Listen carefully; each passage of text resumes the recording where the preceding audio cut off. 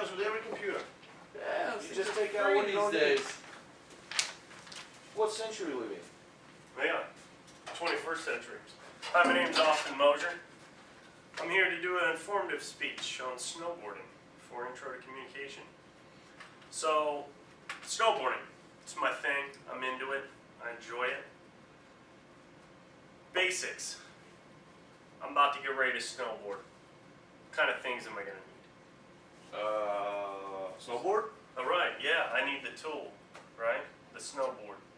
Alright, there's a lot more to it than just the snowboard. You're going to need lots of gear.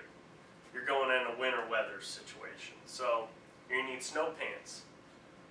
Okay, you need some nice warm snow pants, something that's got, some people wear overalls, something that their clothes can kind of come together to make one tight outfit where snow can't get inside. Also, a good pair of gloves with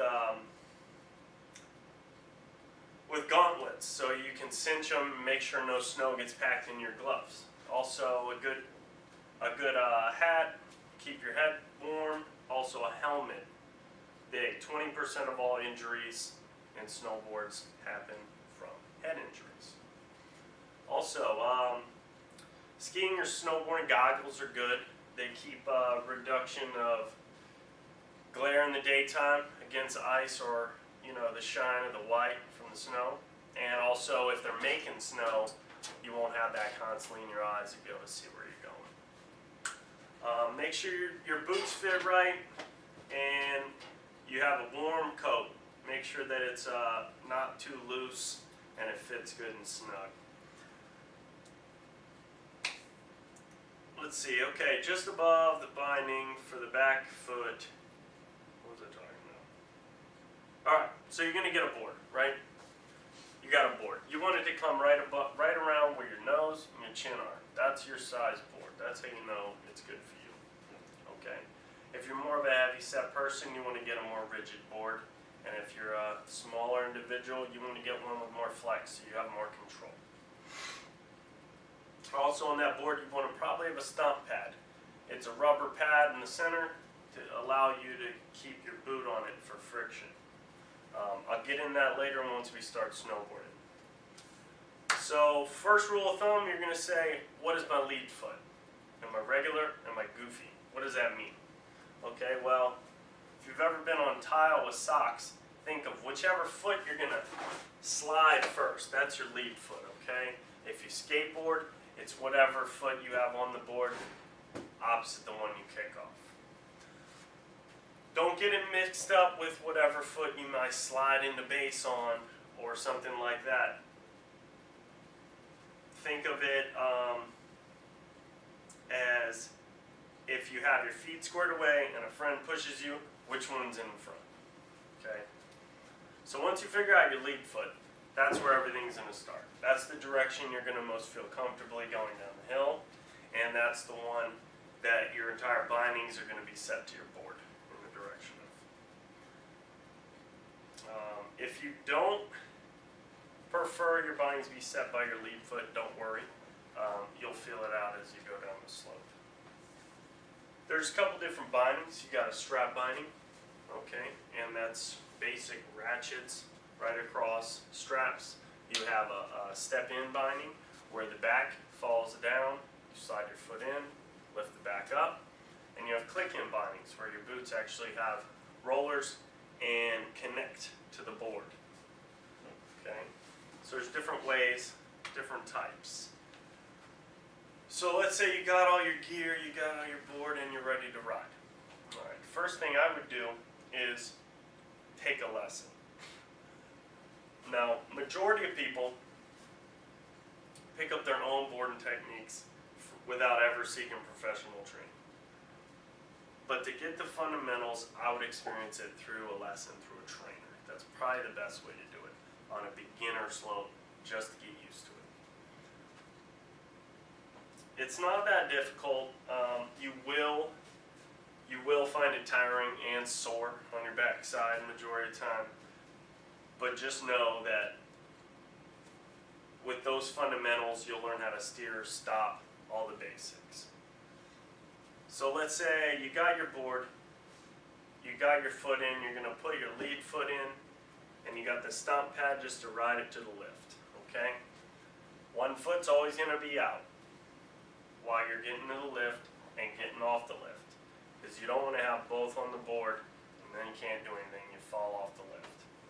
Alright, so you're gonna wanna get in the lift, you're gonna notice the board's gonna kinda hang low, and once you get off of it, make sure you just maintain your path off the lift, out of the way, and out of everybody's way.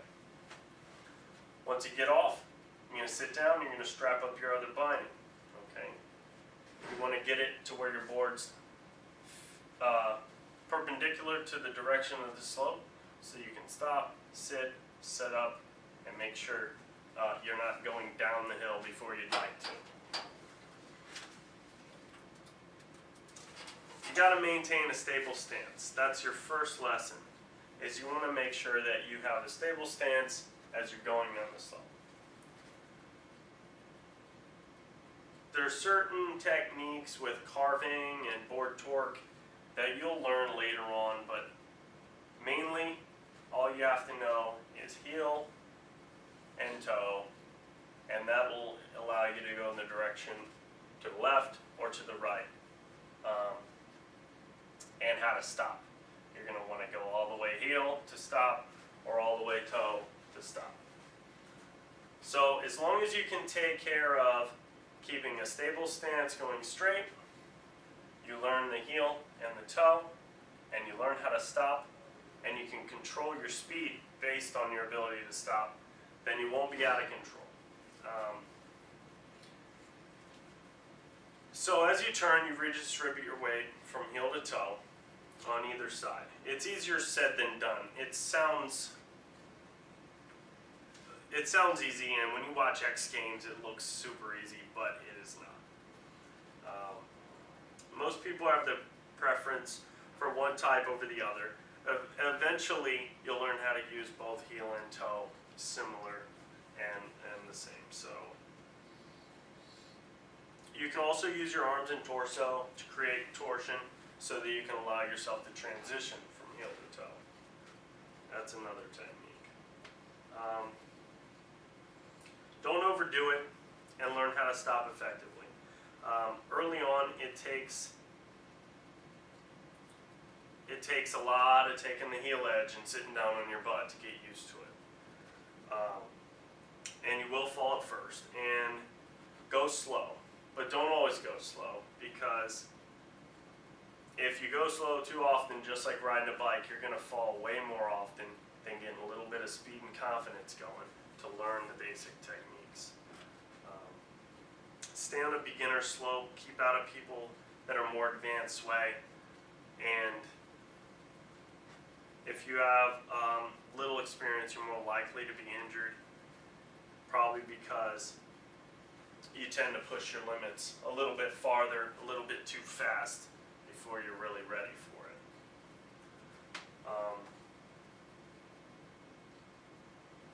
I enjoy snowboarding. I've been all over the East Coast.